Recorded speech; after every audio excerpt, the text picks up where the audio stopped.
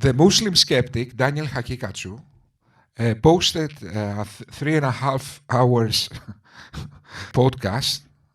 He names, "Can Christians help David? Help me."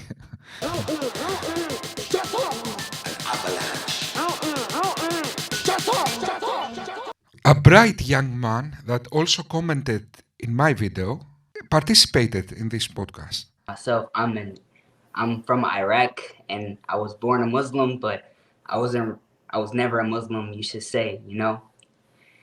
I watched the things you said with Brad. You said stuff like Muhammad was never a sinner and stuff like that. I would object to those things and say that's false. Wouldn't if Jesus asked forgiveness of his sins, wouldn't you say that's a contradiction? Because in the Quran we see that Muhammad asked for forgiveness of his sins. That Allah may forgive you your faults of the past and those to follow, fulfill his favor to you, and guide you on the straight way. Daniel, maybe you need help, after all. in the first couple of seconds, Amir destroyed him.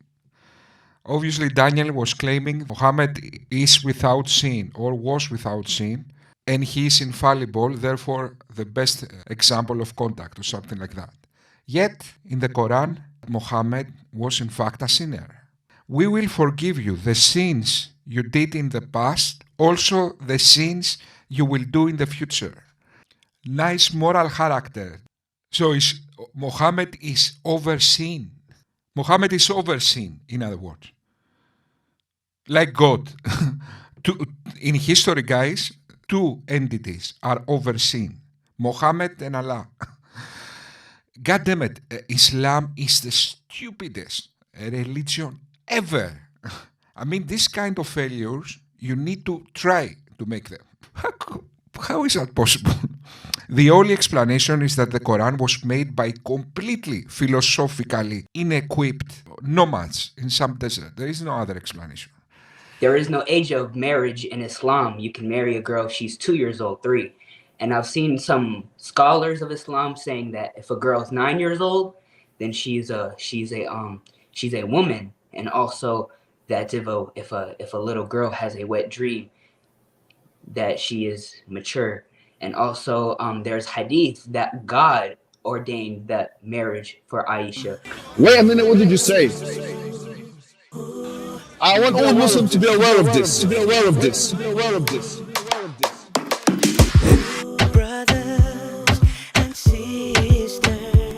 The reason why we don't have sexual intercourse with 5-year-olds and 6-year-olds and 7-year-olds or whatever is not because of puberty.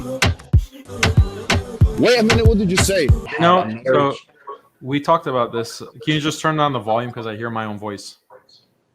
Oh, okay. My bad. So, Amir, can you tell me how old was your mother when she was married? My mom. Do you think it was probably under 18? Huh? Do you think it was probably I don't under know. 18? I don't know that, but I know that my mom, she was 18 when she was married. But my mom personally, because I would like you to validate that Aisha was 6 when she was married and she was 9. I would like you to validate that, because Muslims, like I've seen, they lied to me and they say no, she was 19 and all this other stuff. No, I just talked to Brad. If you heard Brad, talking. This is the whole thing that we're talking about for about 30 minutes. Yeah. I would just make sure that Muslims are not lying to defend Muhammad, because but they will go to certain extents to do so. No, I'm not going to lie about anyone. But the thing is that you have to try to understand why you have the positions that you do and what justifies positions like thinking that being married at 6 and then consummating a marriage at 9, why is that something morally wrong? You have to give moral reasons and you have to investigate it and think about it. And you can't just go with whatever is popular in culture around you. Now Daniel became a secular humanist. When it comes to Aisha, Muslims become secular humanists. Society decides, now you became a libertarian, Daniel. It's not anymore absolute morality. Daniel, you are... My friend, you are... Daniel, that in many debates, 3 I remember, was making whole speeches that he hasn't got any problem against Allah or the God of the Old Testament because they define absolute morality. Now it's about the society, norms. Now he's a secularist when it comes to Aisha. Daniel, exactly because morality is objective and it's related to suffering and well-being, but also to our conscious state, you can make the argument that Muhammad, following ignorant social norms, was not immoral, but he was certainly morally wrong. But look this now. You have indeed in the Messenger of Allah a beautiful pattern of conduct for anyone whose hope is in Allah and the final day, and who engages much in the praise of Allah. Okay, so the excuse you have about Muhammad doesn't apply to Allah. Allah is not just morally wrong, like Muhammad, he's also immoral, because he's got a complete conscious state. Therefore, Islam disproven, in case you are wondering what just happened. Because culture changes, right? And sometimes it changes based on not on a rational ground, not on a reasonable basis, but because people, like right now, for example, you're wearing a hoodie. Maybe tomorrow hoodies go out of fashion and no one wears hoodies. Does that mean wearing a hoodie is wrong? No. Look how Amir sees Daniel right now. He says, what's wrong with this person? Yes, Daniel, wearing a hoodie is not wrong, but this is in fact wrong.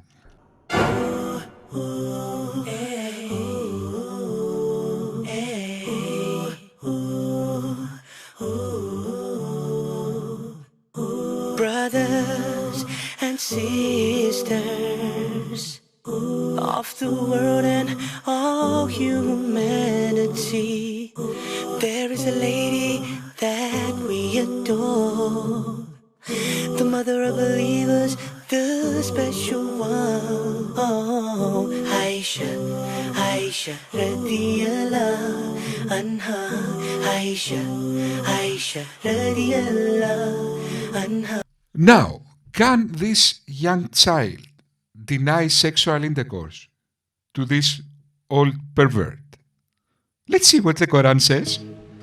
Your wives are as a tilth unto you, so approach your tilth when or how you will.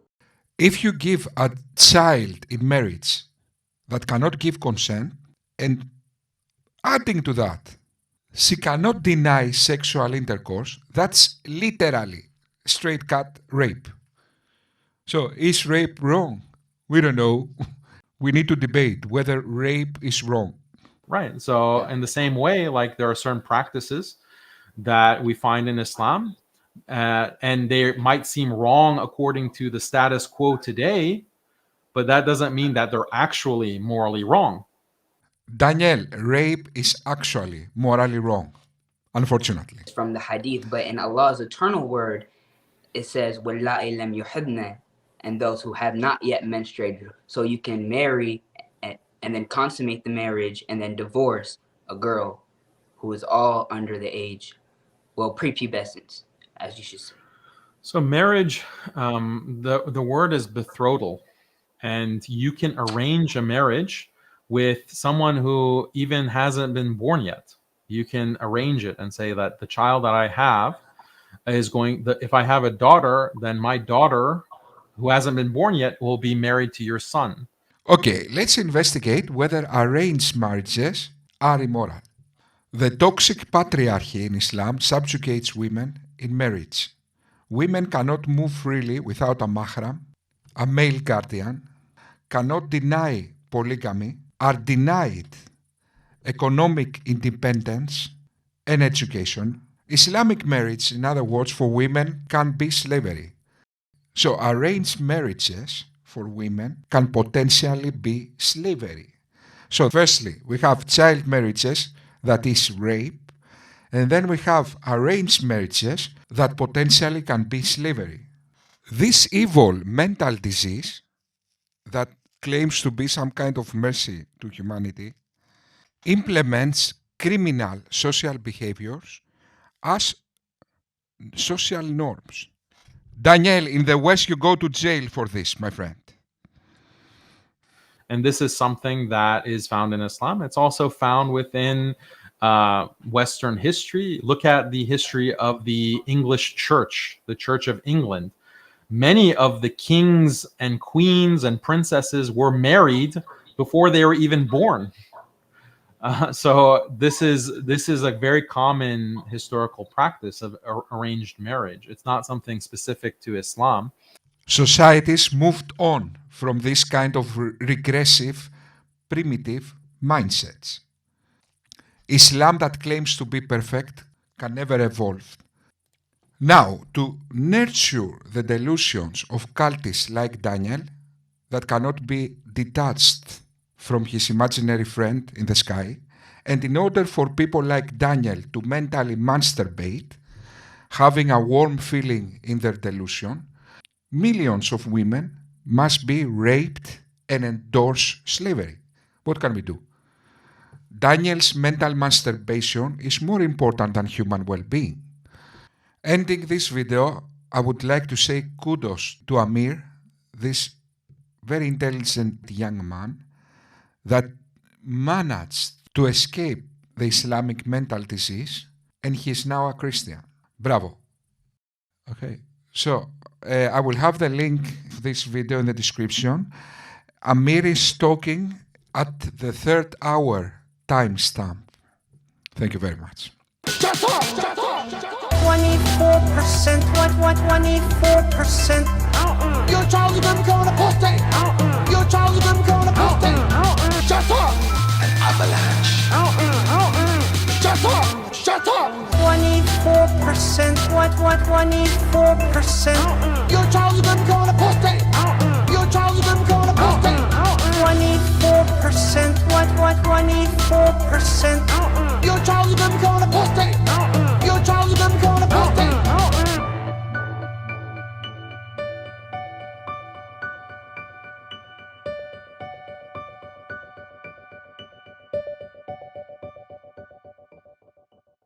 And by the way, this is very important, yeah? I want all Muslims to be aware of this.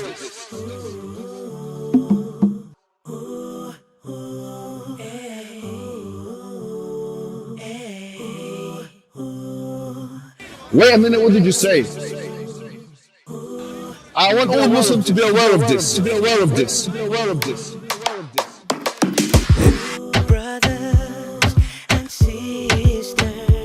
The reason why we don't have sexual intercourse with 5-year-olds and 6-year-olds and 7-year-olds or whatever is not because of puberty. Wait a minute, what did you say?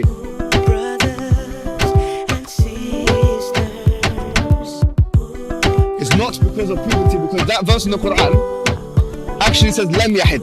They never had puberty before. You can't go around that. The Quran doesn't say anywhere in the Quran that the woman has to be pubescent.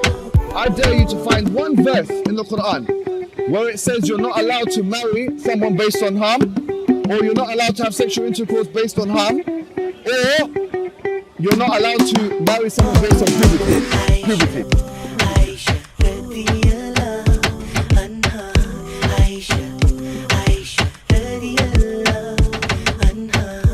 She was an adult girl, right?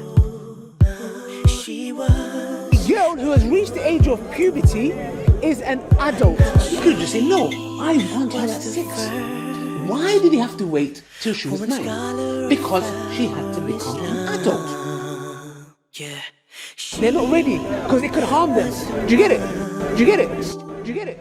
And by the way, this is very important. Yeah?